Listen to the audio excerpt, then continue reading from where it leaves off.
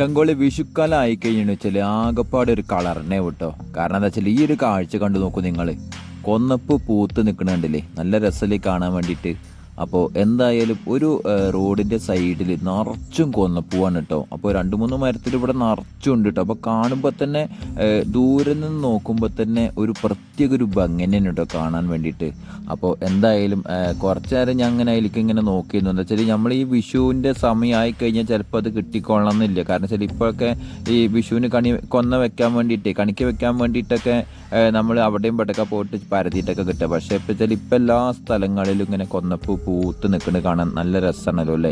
അപ്പോൾ എന്തായാലും കണ്ടപ്പോൾ ഒരു കൗതുകം തോന്നിയിട്ടോ. അപ്പോൾ എന്തായാലും അപ്പോഴത്തെ ഒരു വീഡിയോ ആണിത്. അപ്പോൾ എന്തായാലും നല്ല രസമാണ്. ഇപ്പോൾ സാധാരണ രീതിയിൽ നമ്മുടെ നാട്ടിൻ പ്രദേശങ്ങളിലൊക്കെ ഒരുപാട് കൊന്നമരങ്ങളും പൂക്കളൊക്കെ കിട്ടാൻ ഉണ്ട്. പക്ഷേ ഈ ടൗൺ ഏരിയയിലൊക്കെ താമസിക്കുന്ന ആൾക്കാർക്കൊക്കെ ഇങ്ങനെ ഒരു പൂവ് കിട്ടാൻ വേണ്ടിയിട്ട് ഒരു കതിര് 2 കതിരിന് തന്നെ നല്ലൊരു പൈസ കൊടുത്തിട്ടാണ് അവർ വാങ്ങിക്കൊണ്ട് വരുന്നത്. അപ്പോൾ എന്തായാലും അടിപൊളിയായിട്ടുണ്ടല്ലേ.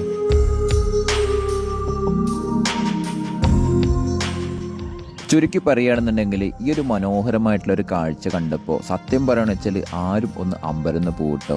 പക്ഷേ വെച്ചാൽ ഈ ഒരു കാഴ്ച എന്ന് വന്നിട്ട് നേരിട്ടിട്ട് കാണാനാണ് കേട്ടോ രസം. എന്ന് വെച്ചാൽ വീഡിയോയിൽ കാണുന്ന മാതിരിയല്ല. അപ്പോൾ ഭയങ്കര രസത്തിലാണ് കേട്ടോ നിൽക്കുന്നത്.